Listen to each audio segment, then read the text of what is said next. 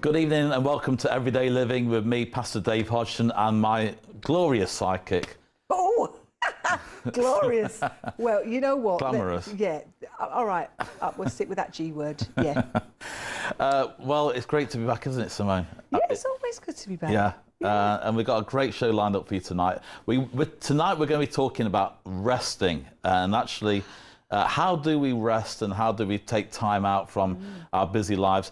Because I think that during lockdown, our routines were completely changed, you know, and so coming back out of lockdown, I've noticed things to start piling back onto my life. So radio presenting, TV work, pastoring. Oh, I tell you what, it's all going on. Makes you sound good, doesn't it? Yeah. That's what and I think we're going to talk about that tonight. You know, do we use our work to make us look good and sound good? And is it kind of like a badge of honor? And so we're going to be asking the question about how do people rest, so they can email in, Simone, can't they? Yep, absolutely. Yeah. I've got the iPad ready.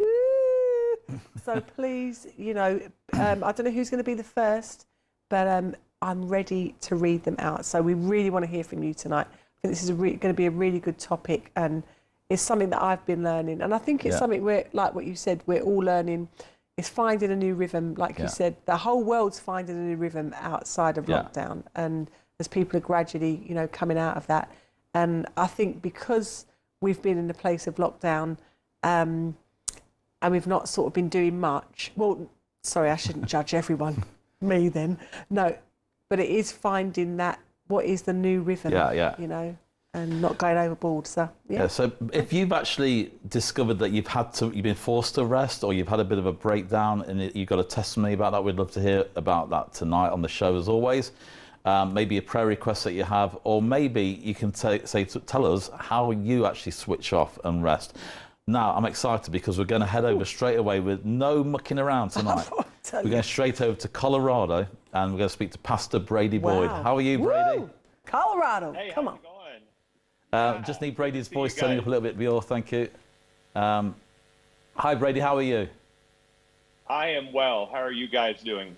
Very good, thank you. Yeah, we're good. Brady, it's great to have you on because a few years ago I read your book, Addicted to Busy, and I know you've had a few books out since then. And but really, it really spoke to me, and it challenged me about how I was living my life as a minister.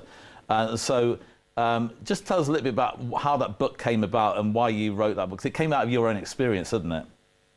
It did. I wrote that book because I really wrestled with burnout early in my pastoral career, and made some decisions to really reorient my life. And the goal of the book is to teach us how to work well and rest well. So the book is designed to find healthy rhythms to really help people understand that Jesus actually lived this way. Jesus had a predictable rhythm of rest that we all can embody, that we can all adapt to. And I am finding that more and more pastors, especially with the COVID-19 lockdown, with all the racial and political tensions that we're facing in the world, that pastors and leaders and people in general are experiencing a tremendous amount of fatigue right now. And I am so concerned right now for the well-being of our brothers and sisters who are on the front line of ministry, and they're finding it almost impossible to rest. Yeah. And Brady, what about when it comes to, we were talking earlier a little, just as a kind of introduction, people do tend to, you know, when somebody says, how are you? We automatically say, oh, we've had a really busy week, we've not stopped. And it probably is a guilt issue for us, because it makes us feel like we're doing something for God. But also,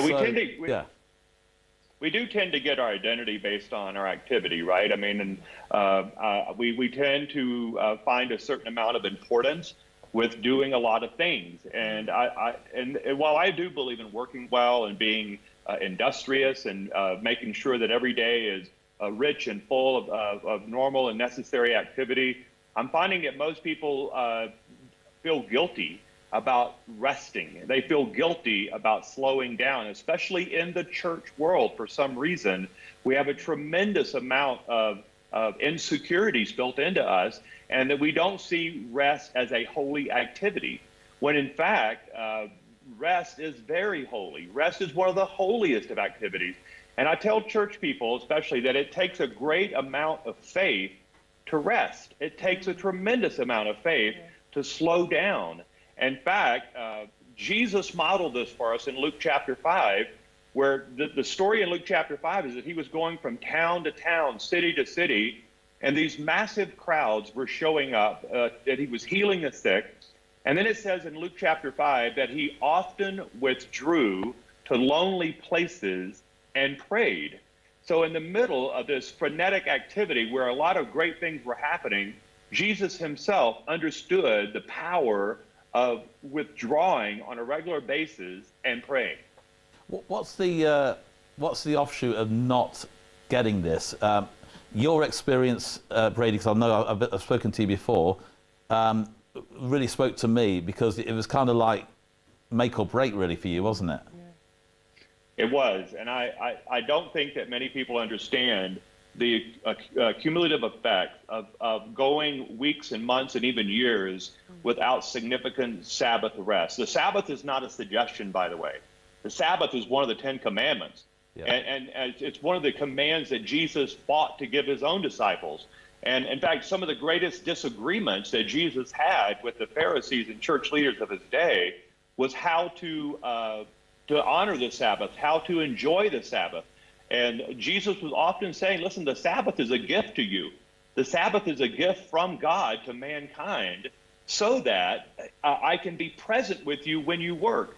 But oftentimes we expect God to be present with us in our work, but we don't expect him to be present with us when we're resting.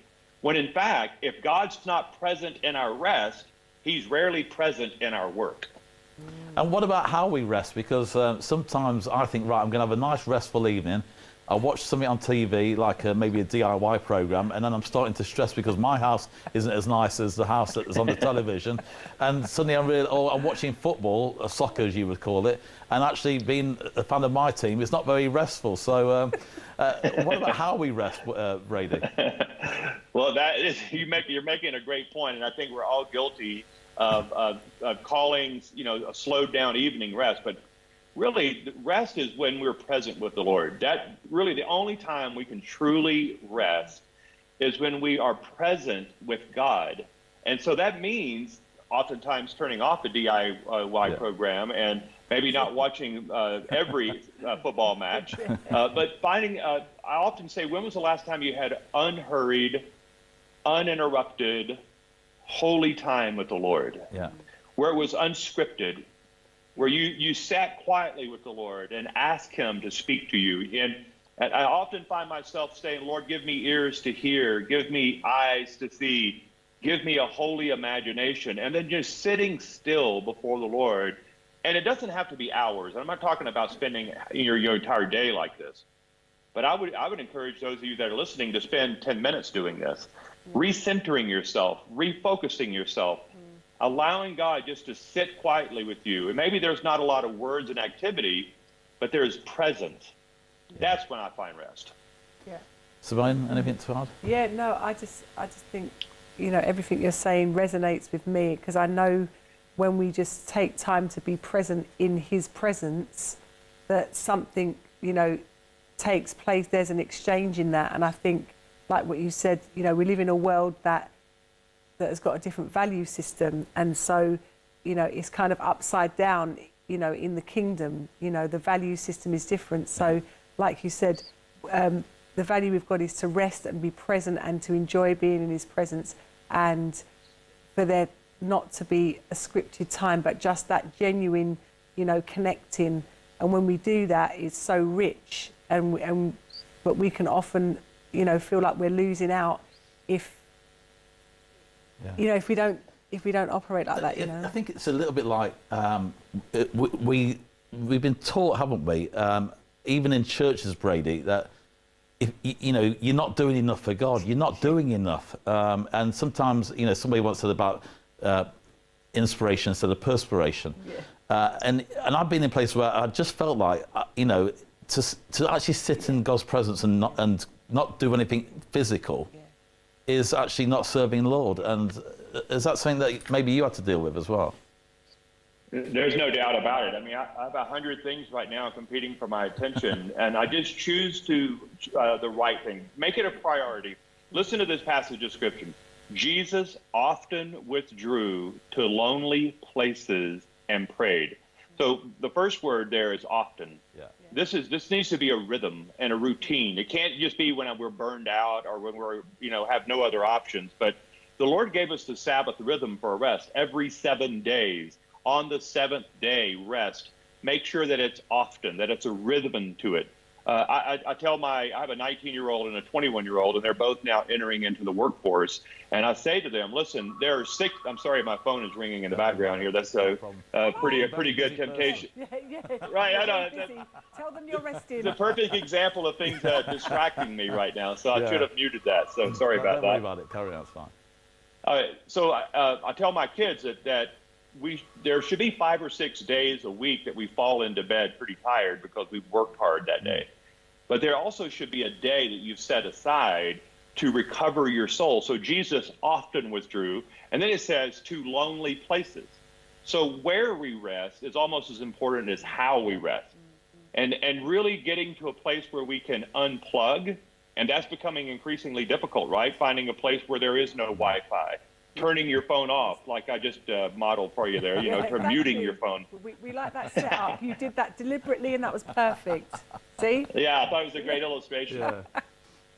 So he says he often withdrew to lonely places. So make sure it's a rhythm. Make sure the location, the place where you go, can be that you can quiet your soul, that you don't have a lot of distractions. And then he says he often withdrew to lonely places and he prayed. So on a regular basis, I'm going to find myself in quiet places, and I'm going to have holy conversations with the Lord. Yeah. That to me is the definition of a great day of Sabbath rest. You also make a distinction between, as we would call holidays, but you guys would call vacations. Vacation and Sabbath is a different thing. Some people try to make up, they're not a rest for maybe 6 months, so we'll have a week's holiday or a week's vacation. Yeah, I'm finding that a lot of people's vacations are as stressful as their workday. I mean, if you ever come to America and take your kids to Disney, that's not rest. That's exhausting work to go to a theme park, right? But I'm finding that people don't even know how to have a proper holiday. They don't even know how to have a proper vacation. They fill it with so much activity that they actually, when they come off of holiday, are just as tired as they were when they went on holiday. And so knowing how to schedule, knowing how to say no to constant activity is one of the great challenges of our age right now. And it's the same in Europe, in the UK, as it is here in America. We have so many things to do that we feel like we don't know how to unplug, withdraw. In fact, solitude scares people most of the time. And this COVID-19 lockdown has proven that. Most people don't know what to do with solitude. Instead of this COVID-19 being a blessing and a gift in some ways, so that it required all of us to kind of go to our homes, that actually people, I'm realizing here in the U.S., that most people don't even know what to do with that extra space. They don't even know what to do with the availability of an entire afternoon where they have nothing to do. They have no idea how to handle that space and use that space for their benefit. Do you have to learn to say no? I mean, you're talking about a rhythm there, and obviously it must take a lot to keep the rhythm in place, Brady. So, and thank you that you said yes to this, by the way, but do you have to say no to people? Well, I would always say yes to you, Pastor Dave. Thank you. For sure. Yeah, you're one of the nicest guys I know. Well, can you say yes to when I come over to Colorado, because I want to come and see him in Colorado? Please. You are always, and by the way, it is beautiful in Colorado right now. All the aspens are turning a bright gold and yellow right now on the sides of the mountains. So in fact, I'm going up in the mountains this weekend to do exactly what I just told you that we all should do. I'm going to withdraw to a lonely place this weekend. I'm not going to preach. I'm not going to my own church. I'm going up into the mountains to look at the aspens turn, and I'm probably going to get on a train ride and ride the train through the mountains this weekend. Yeah. So I'm trying to model the very thing that I'm talking about. It feels very much like Grizzly Adams. Yeah. Sorry, carry on. The Ray. Grizzly Adams. Yeah. No, I love Grizzly Adams. One of my favorite movies. Yeah. So I do think you have to be okay with disappointing people, and there are just times where I have to say no to people. If you have a fear of man, if you have a desire to please everyone around you, you will always be exhausted, because that's an exhausting life to live. But knowing that it's okay to say no, it's okay to disappoint someone, then I think that's when you find the beauty of this Sabbath rest. And we never want to be unkind, but there are times when I just tell people I just simply can't do that. And the reason I can't do that is because on my calendar on Friday and Saturday, especially when I was a younger man, I would put on my calendar, go home to be with Pam and the kids. I would put that on my calendar, so that when people would ask me to do things on those days that were typically my days off, I would say to them, that sounds interesting, but I already have something on my calendar. Yeah. And it would be true, because on my calendar it would say, go home, be with my wife, be with my kids. Any tips? Because my kids, Georgia's 5 this weekend and Melissa's 8. And so right in the swing of them needing a lot of, all our time. And does it get, first of all, Bray, does it get any better? Because you've got older kids. I mean, are you having more time now? Oh, let me just tell you something. Empty nest is one of the great gifts of growing older. And my 2 children are off at university right now. They both moved out of the house. They live near their university. And I love them. They're always welcome home. But let me just tell you something. It is a joy and a privilege and it's just a gift from God to have an empty nest at home. My wife and I are loving every second of it. See, I'm getting jealous now. That's not right, is it? That's Yeah, surely not it's right. not. I love my kids, and I don't want them to grow up, because I want them to stay the age they are. But there's also a part of me that thinks, when they get to 18 or whatever. Yeah. But no. You've got to wait a bit longer for that. Wait a bit longer.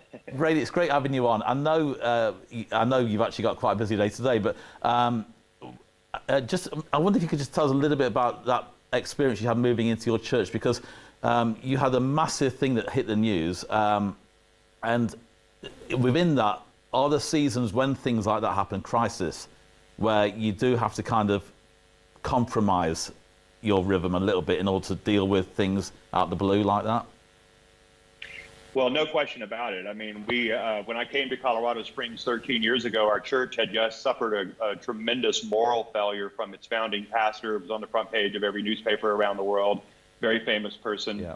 And then 3 months after that, we had an armed gunman come on our campus and open fire, and two girls were killed in my parking lot from this automatic gunfire. And so I know what it feels like to live through chaos and fear and panic and really a feeling of that darkness has overwhelmed you. I also know that in the middle of that the Lord promises us in Psalm 23 that even when we walk through the valley of the shadow of death, that we will fear no evil because he's with us. And I know for a lot of people, this COVID-19 lockdown has felt like the valley of the shadow of death, and maybe you're going through a personal crisis of your own. Let me remind you that shepherd does not leave us in times of difficulty.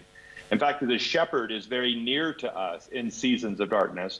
I have found this to be true in my own life. I'm finding it to be true today. I found it to be true 13 years ago when we walked through an unimaginable crisis.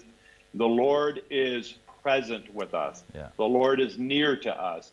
And because of that, I'm not afraid, and I can find rest even when all the world around us seems to be falling into the ocean and falling into the sea. The Lord is with us. That is one of the great assurances and the great promises of being a Christ follower.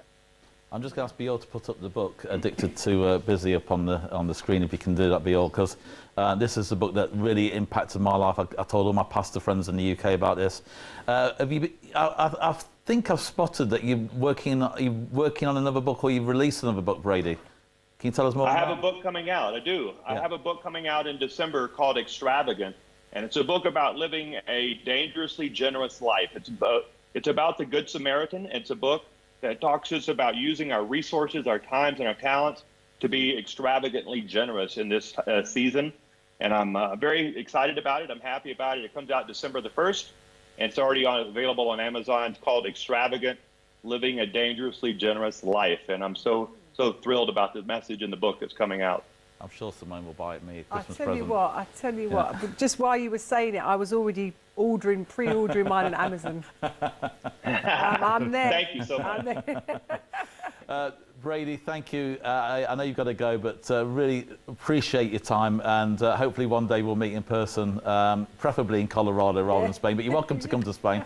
Thank you. Thank you for your time, and as I say, do get the book, dear viewers, because you will, you really will get touched by that. So, and it'll be great in your life. Thank you, Brady. Have a great day. Thank you. All right. Have a great day. Be good. Take care. Bye. Thank you. There we are. Brilliant, eh? That was lovely. Yeah. Right, that's it. I'm going off to the mountains then tomorrow. And I think I was going to say, when you live in Colorado, and the Rocky Mountains and so on, is probably quite a good state to live in if you do want to go and spend time with the Lord on your own and in a quiet place. So it's a bit of an incentive. Yeah. Like, but having said that, I mean, I know it's very hot here in Spain, but we've got a beautiful place to live. And I know in the UK, with all that's going on with COVID-19, if you can get out in nature, spend time with God outside. It's so amazing how you just get re-energized and it just clears things away. It's like whenever I'm just so grateful to live, here in Spain, and just whenever I see the mountain when I'm driving, it just never, I never get tired of it. I never think, oh, look at that mountain again. Yeah, boring. I'm like, wow, that is incredible, and it just humbles you because you just realise that you're just how big that is and vast and everything, and it just puts a lot of things in perspective. And I think that's one of the things about rest, is that it just gives you perspective. And when Brady was talking, I was just remembering this song, and I don't know. Go on, sing it. No, it's a little funny song. It's a funny song. All right, actually. then. And it's called Busy Doing Nothing, but the words are, you're busy doing nothing, working the whole day through, trying busy to doing nothing, working the whole day through. Sorry, guys. So I know it as, we're busy doing nothing, working the whole day through, trying to find lots of things not to do. We're busy going nowhere, isn't it just a crime? I'd like to be unhappy, but we never do have the time. Where's that from? I don't know. I think it's an oldie, isn't it? From a play. It's an oldie. But when you listen to those words, it's so true. You're busy doing nothing, working the whole day through, trying to find lots of things not to do. Yeah. And I think he hit the nail on the head. It's one of the first things that you can end up saying to people. And when you actually analyse, what am I saying? It is reading out, oh, I'm doing this, I'm doing that. And people ask you, oh, how are you? They didn't ask you, what are you doing? Yeah. It's like, how are you? And we do make that connection of doing means value. And quite, when was the last time when somebody said to you, you had a good week, that you said, yeah, I just had loads of time where I didn't do anything. I was just kicking my heels. I wasn't doing anything. I was just resting. Nobody ever says that. Most people say, I've had a really busy week. And I think it's just our culture and our society has made that a worth and value. So it's saying you've got to prove your value by the things that you do and what you have done. And that's how you find your identity. Have you got any emails, by the way? Oh, sorry, yeah. So I forgot my glasses. Well, you got those glasses there. Do you want to show I them? do. See, now I just got to let you guys know, these are not my glasses. Disclaimer. These are somebody's here. So these are a presenter from Revelation TV has left the glasses here. I'm not taking them home. Simone is now going to use those glasses. Oh, right. And if you can guess who those glasses belong to, you'll win a Derby County mask. No. Yeah, don't try and guess, because that's not really anything worth winning. But that's just my opinion. Anyway. I think they're Howard. They're not Howard's. It was worth you trying to... Right, okay, this is what...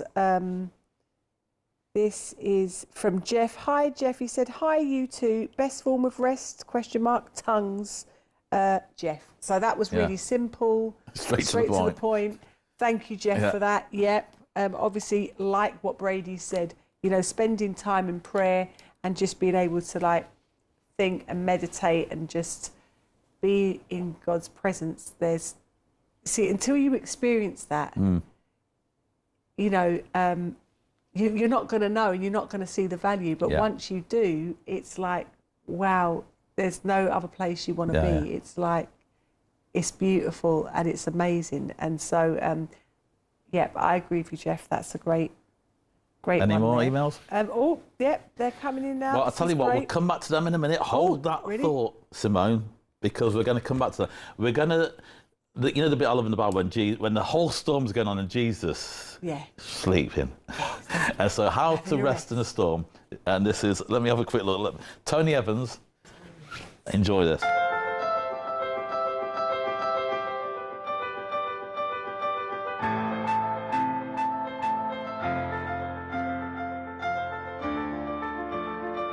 One of my favorite stories in the Bible is Mark 4, when Jesus tells his disciples, let us go to the other side. A storm breaks out, a lilac. That's a windstorm in the Sea of Galilee, and it's causing havoc. In fact, the disciples, professional fishermen, are terrified for their very lives.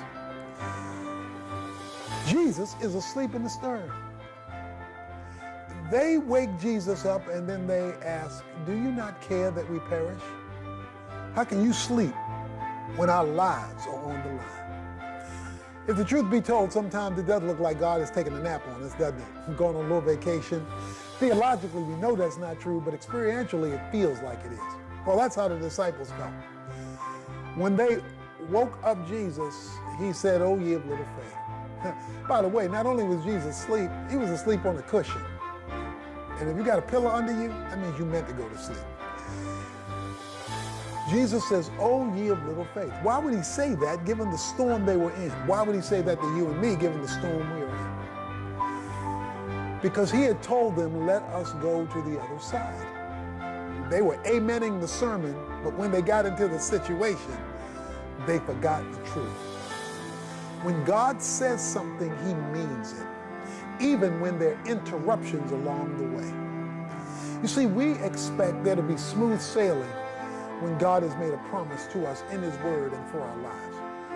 But God never promises smooth sailing in his will. In this world, you will have tribulation. You will have lilac, storms that disrupts the order of things. Then Jesus stands and he says, peace be still. He brings calm to a chaotic situation. By the way, he didn't say they had no faith. He said they had little faith. They panicked in their problem. If you have a problem right now that's bringing you panic, fear, uncertainty, I want to just encourage you to go back to Jesus' word and wrap yourself around it. Hang on to it. Stay with it. In fact, get your pillow and lay next to Jesus. Since he's relaxing, you might as well relax too, because you can't control the storm. And watch Jesus bring calm to the chaos in your life while he takes you to where he wants you to go. Oh yes, life has its storms, and they are disruptive, aren't they? But if Jesus can rest, and you're resting in Jesus, you get to rest too through the storms in your life.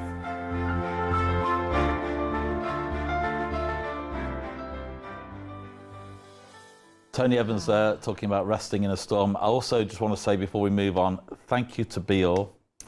He's behind the scenes doing the show tonight. So thank you, Bior. Really appreciate that. And also I want to say thank you to Nikki, who does the best bits as well. I watched that show today, Best Bits with Nikki. Loved it. And it's great just to watch all the best bits. So find that on the app, watch it live. It's great. Anyway, I wanted to share, because what I love about that, Simone, is in the middle of a storm, I think it's down to control. When you realise, you know what, without God, I can't control this situation, so I might as well rest anyway, you know? And what I loved also about that is that Jesus, the Son of God, he models to us that you need a decent pillow. And I'm not making light of this, but because we can, you know, pillow, you know, in other words, what it says to me is that Jesus enjoyed comfort like everybody else. And so I found this verse today, which God spoke to me through. Sorry. Jesus like comfort, you know. So there's nothing wrong in saying, you know what, I want a nice bed, Lord, or I want to, you know, just don't have one of those water mattresses because I woke up seasick. So anyway, Mark 6:31, and I love this. Then because so many people were coming and going that they did not even have a chance to eat, he said to them, this is Jesus, come with me by yourselves to a quiet place and get some rest. I love this because Jesus is saying, you know, some people say, oh, I've not eaten all day. I've been so busy serving the Lord, I've not even had time to eat. And I'm like, no, I know if I've gone 3 or 4 hours without eating, I know it. And everybody around me knows it. So don't be doing that. Unless you're fasting, of course. Yeah. But I love what Jesus said. He said, there's so many people coming and going, you've not even had a chance to eat. Come with me, by yourselves. Let's have a quiet place, get some rest, and let's get some food. Yeah. And I just love how Jesus really kind of just down to earth, practical. He deals with the spiritual aspects of our lives, but he also says, because I think sometimes, can I just be honest? Sometimes I think people want deliverance and they're saying that, you know, I'm in a place where I need deliverance. And actually what you need is a decent meal and a good night's sleep.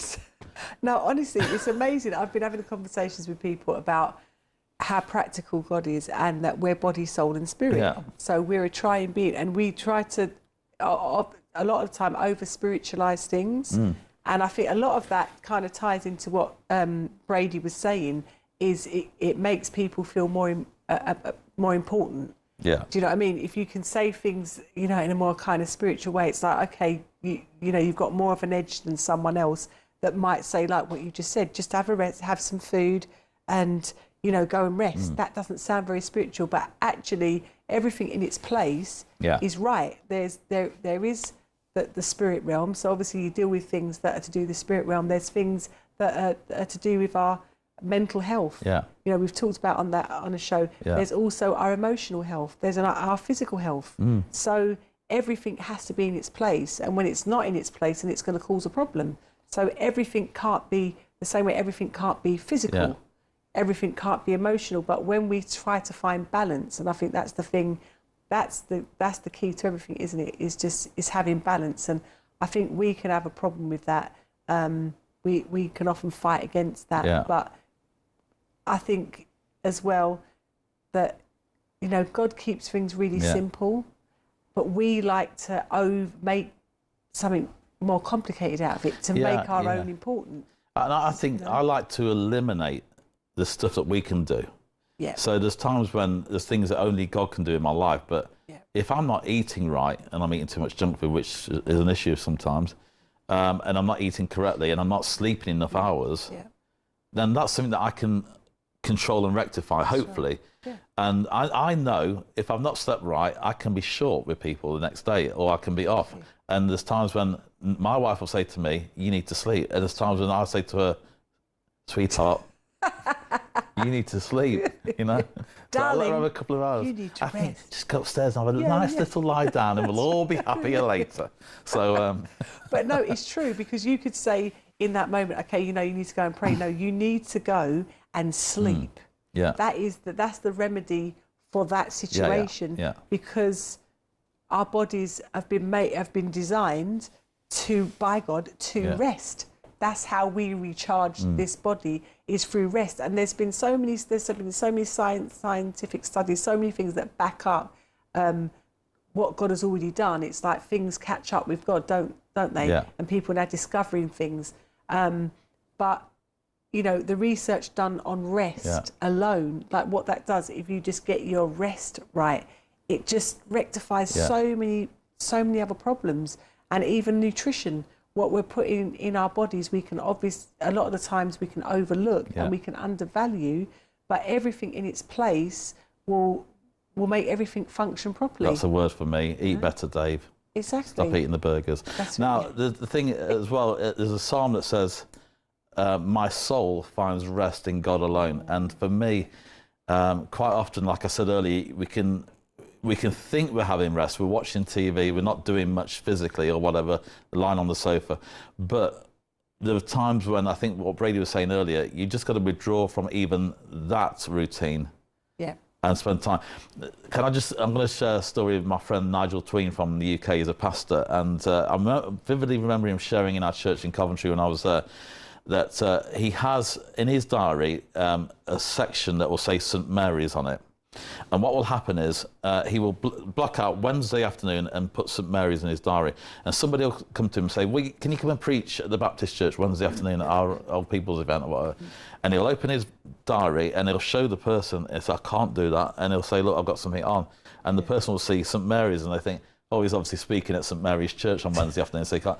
But he said, no, that's my time of being Mary at the feet of Jesus. That's right, yeah. And I was thinking of that when Brady was speaking, actually. And it's funny how that can kind of infuriate people. Yeah. And like because we talked about this on She Matters, about Mary and Martha, and we've looked at that. Yeah. And it's that thing of, but you're not doing anything, though. What are you doing? Yeah. But then Jesus says that she's chosen the better part, like right now. And I think that's the thing about timing, isn't it? Yeah. Brady was talking about rhythm, so, we love music, and there's something about when something's not in the right rhythm, it's like, I love watching people have a nice time and just dance, whether they're in rhythm or not. But there's something about when people get the rhythm, then it's like... I've got no rhythm. I haven't got any rhythm. I've got rhythm. Anyway, so, my wife says to me, because my wife's a drummer, by the way. Oh, right. I didn't know this. Did you not know that? No, she's a drummer, new things on the program. And if you listen to a band and the band's going too slow and the drummer's trying to make them go faster, have you ever seen that? Well, they carry the rhythm, don't yeah, they? Exactly. And it's like... It's trying to speed them up. Yeah. And for me, when I dance, she says to me, I've got no rhythm. And I can't, I've got no rhythm at all. But yeah, you're so right. It's just, our heart's a rhythm. Our body works with a rhythm. Yeah. And I found that, we get a routine and actually our body gets into that routine.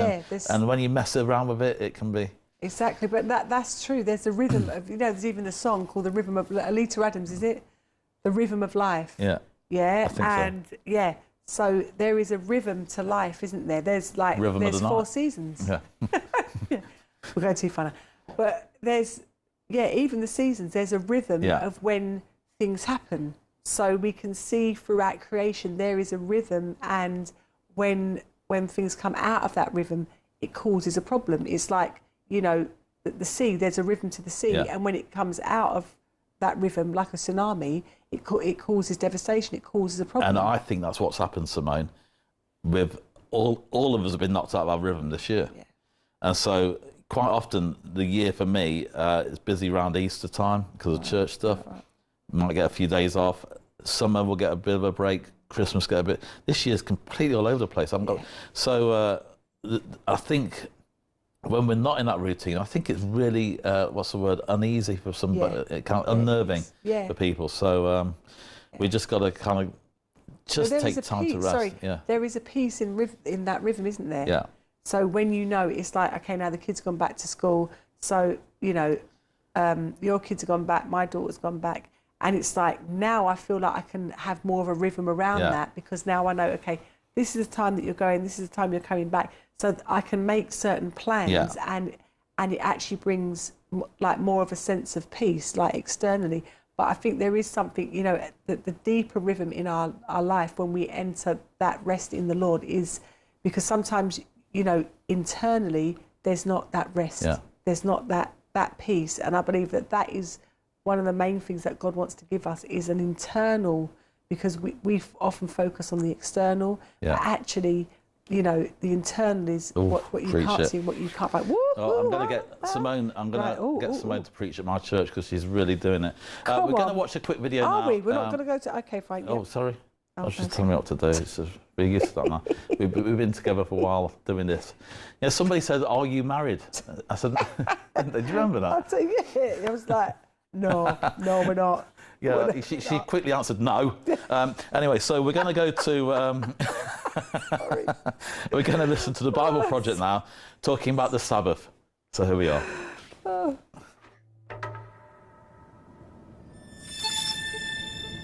The number 7 is a big deal in the Bible. Yeah, in biblical Hebrew, the word 7 is connected to the idea of fullness or completeness. And that's something we all long for, but don't often experience. Instead, we find ourselves working endlessly, fighting back chaos with no real rest. Yes, Now keep all that in mind as we turn to Genesis 1 in the Bible. It begins with darkness and disorder, but then God speaks to bring about light and order so that life can flourish. And this happens over the course of 6 days. Each day is marked with the phrase, "There was evening and there was morning." But on the 7th day, something special happens. God stops and rests. Right. Creation is brought to its completion on the 7th day. And that phrase, "there was evening and there was morning," it doesn't appear on day 7. It's like a day with no end. On the 7th day, God's presence fills his creation. The land provides for all of God's creatures, including humans, who are appointed to rule the world with God forever. Kings and queens of the 7th day rest. I can get into that. But the humans are deceived by a dark power, and they forfeit that rest. They're exiled into the wilderness, where they have to work as slaves to the land. Until they die and return to the dust from which they came. But God wants to restore humanity back to that 7th day rest. So he chooses to give the family of Israel that experience of ultimate rest so they can share it with others. But how? They're in Egypt, slaves to an oppressive empire who's grinding them into the dust. So God confronts Egypt and he liberates the Israelites, taking them through the darkness and chaos on the way to the promised land. Now, while they're on their way, they find themselves in the wilderness. It's easy to get lost. Life is a struggle. They're not in the land of rest yet. But while they're on the way, God invites them in the wilderness to start living as if they're in the promised land. But how do you practice the future rest in the wilderness? Well, God tells them that every 7th day they are to stop their work, or in Hebrew, to Shabbat, so that they can rest and enjoy God's good world. So take a whole day to live as if the ultimate rest has already come. Yeah, this is the Sabbath, celebrated every week on the 7th day. But there's more. The Sabbath is just one of 7 festivals that Israel practiced every year, each one anticipating that 7th day rest. That is a lot of 7s. And there's even more. Every 7 years, the Israelites were to liberate slaves, forgive debts, and let the land rest for a whole year. And then, every 7 times 7 years was the ultimate 7th day rest, called the Year of Jubilee. If anyone had lost their land or gone into debt, all was forgiven, everything restored. Wow, so the Sabbath, these feasts, the Year of Jubilee, it's all pointing towards the hope of future rest. Right. Now, when the Israelites went into the land, they forgot their God, and so they forfeited their chance for rest in the promised land. They're exiled and enslaved again by an oppressive nation, led back into a world of chaos and disorder. But Israel's prophets said that their exile would end one day, and that the ultimate jubilee of freedom and rest would come, but generations go by, and they're still waiting. It's at this dark point in the story that Jesus appears, and he launches his public mission on a Sabbath day. Yeah, he read aloud from the scroll of Isaiah, saying that it was time for all captives and slaves to be released because this was the year of the Lord's favor. What did he mean, this is the year of the Lord's favor? He was talking about the ultimate jubilee. Also, Jesus is claiming that 7th day rest would come through him. Right, he said that he was the Lord of the Sabbath, and he confronted disorder and darkness in all of its forms, liberating people from sickness, sin, even from death itself. Yet, Jesus was killed, so even his work was undone. Well, it seemed that way. But notice, Jesus timed his death to take place at the end of the week. His body rested in a tomb during the Sabbath, and on the 8th day, he rose from the dead. Oh wait, the 8th day? You mean the first day of a new week? Exactly. Jesus' resurrection was like the first day of a new creation, where God's light and life broke into the darkness. So because of the resurrection, we have hope in God's promise of future rest. But we're not there yet. It's like we're still in the wilderness, where we experience struggle and pain. But as we journey towards that ultimate 7th day, Jesus invites us to experience a taste of real rest now by following him. Or in his words, "Come to me, all you who are weary and burdened, and I will give you rest." We'll have a bit of that, won't we, Simone? It's fantastic. Whoa, yeah. And tell you it what. just shows you how it all comes together, and things that you just kind of skim over and you think, no, there's a real design behind all of this. And we've got loads of emails, haven't we? We're going to say something. I tell you Sorry. what, we're absolutely inundated, and I'm going to try to speak a bit clearer so you understand. Now, someone's given me the answer to these glasses. Rose Roberts. Hello, Rose. I think the glasses are Cyril's blessings. I said breeder. Anyway. I thought they were breeders, but then Well, they are one flesh. Cyril, I apologise on behalf of Simone. Yeah. So thank you for that. Mystery is solved. Okie dokie. Norma Warham says, "Oh, Snow White and Seven Dwarfs is the answer to the song Busy Doing Nothing." Oh, yes. Thank you, Norma. Thank you. Yep. Okay. We've now got Duncan. Thank you, Duncan. Dear Dave and Simone, in our quiet times of our devotion, we must listen for what God is telling us. So it is essential to rest and listen.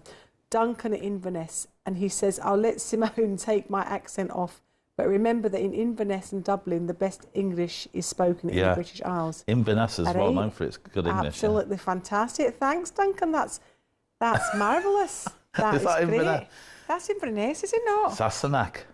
Oh, I'm not getting That's into like that. Outlander. What was Outlander. That means you're an Outlander. You're non-Scottish. Oh, right. Like okay. me. I'm not getting involved. Write in about that if you want, but I'm not sure what's going on there, Dave. But thank you. It's been a long day. You need to have a rest. I need to lie down in a darkened room. Okay, so then we have Gary. Hi, Gary. Gary says atheist octoroons need to rest too. Just saying.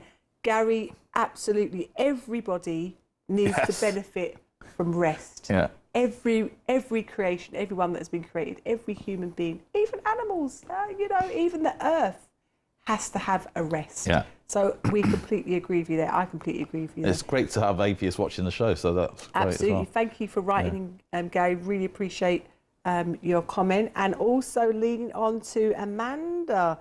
Amanda says, "Good evening. Thank you for a great show. Please could you pray for me as I have insomnia and it's gone on so long I can't see a way out." Wow. Thank you. God bless. Well, you know what, Amanda? I think it's like this is not obviously conclusive, but even when we were talking earlier about being body, soul and spirit, sometimes it can be things like, what we're eating. Yeah. Sometimes it can be, there's so many caffeine. factors to look at. Yeah. Like, caffeine affects people a lot more than we think. I was having a conversation with someone about that last night, and then even like carbohydrates, having carbohydrates late at night, or what your sugar. Yeah. It turns Exactly, turns to sugar, and that gives you energy. So it's amazing how we can actually look. I struggle to sleep every Thursday night.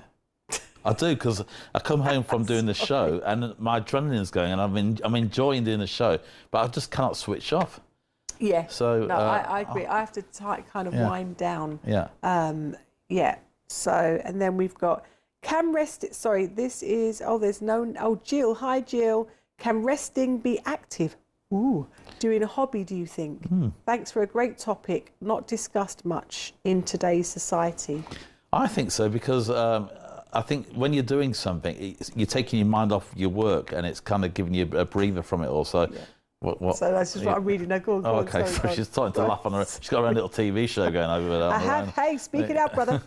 So, I think so. But I think we've got to distinguish between resting and also resting in the Lord. So there's times when we spend time in God's presence, that quiet time. But there's also time we need to physically rest and sleep. Yeah. So it's all in the mix. Yeah, exactly. So we've got Alison Linda here. Hi, Alison. Mental health. Hello, lovely people. Ooh, I love your earrings, Simone. Not yours, Dave. Thank you, Alison, for making that distinction. Before I knew the Lord, I had burnout, which lasted for years and became my undoing. I had 3 lovely young children, but spent my life literally running everywhere. It was terrifying and exhausting. Panic attacks, big time. I know the Lord now and I'm born again, with Simon baptising me in the River Jordan in 2017. Wow, great. A truly blessed moment, but can empathise with folk who are going through burnout. Love you both big time. Oh, she's put a heart. Thank you. We love hearts. God bless you both, and all at Revelation TV. I watch nothing else. Love, Ali in Jersey. I tell you what, if you carry on that rate, I might send you a Derby County mask. I don't know which way you're going to take that, Alison. Yeah. But no, we really appreciate all your texts coming in, and just this has obviously stirred something up for us to really think about. But I think, like what you said, you know, everything is in the mix. There is different types of rest for different situations. And I think the more that we look into that, the more that we actually understand that, then that's going to benefit us. You know, you can't lump everything into one thing. So the answer for somebody may not be, you know, going and having a lie down. It could be like what Brady said, just switching off, not necessarily sleeping. It can just be disengaging and disconnecting from a particular thing, just so you can just think and know your own thoughts and just get clarity, and just bring that stillness like on the inside. I'll tell you what I do sometimes. I'm not actually use this, but I know there's a good Bible app called Abide, which you can get Bible promises on and so on. But sometimes I listen on YouTube to scriptures being read out. And I remember when I was ill and I was in bed literally about a week ago, and I would just put the scriptures on, and I literally fell asleep just listening to the scriptures, you know, just resting it. So I want to read to you Psalm 127 verse 2. In vain you rise early, stay up late, toiling for food to eat, for he grants sleep to those he loves. I'm going to put that verse above the bed, I think. He grants sleep to those that he loves. So, you know, sleep is a blessing from God, and it's granted to you. So my prayer tonight to anybody who is struggling, the person earlier who had insomnia, is I'm going to pray that God gives you, and at the end of this show, when credits are gone, we'll sit here and pray. We're going to pray that God gives you a great night's sleep tonight. And if he does do that, let us know. But don't email me before 7 in the morning. Hi, Paul and Simone. Okay. Well, maybe, hi, Anita. So this is Dave. And but no, I'm going to call you Paul now. So thank you for that, Anita. That's going to be your nickname now, as Paul. Busy Doing Nothing is from a Connecticut Yankee in King Arthur's Court. I think Bing Crosby was in it. Okay, he was in there as well. We find resting hard here because until the lockdown, we were caring for my dad, who is now in a home. He had insomnia, there you go, with his Parkinson's dementia, and we rarely got more than 4 hours sleep if we were lucky. We still can't sleep well. We still have my aunt with a brain injury to help. God bless you both. We love everyone at Revelation TV. Much love, Anita. Thank you, Anita. Brilliant. Thank you, Anita. So we'll lift your aunt up. Yeah. Any more? Let's have a look. Coming thick and fast tonight. They're keeping us busy. I tell you what, you're keeping me on my iPad reading time. I love this because it's part, we're a family show, aren't we? So I think we're about out of time. Oh. We're about out of time. I was going to say am I hearing that right, Bill, my friend? We're out of time. Yeah, so we're going to finish today with this song, and it's at the Kennedy Center in the States, Blessed Assurance, Jesus Mine. Because I think we can all rest tonight knowing that we've got Jesus. So, Blessed Assurance. Woo. Take care, guys. Love you all. Take care. God bless.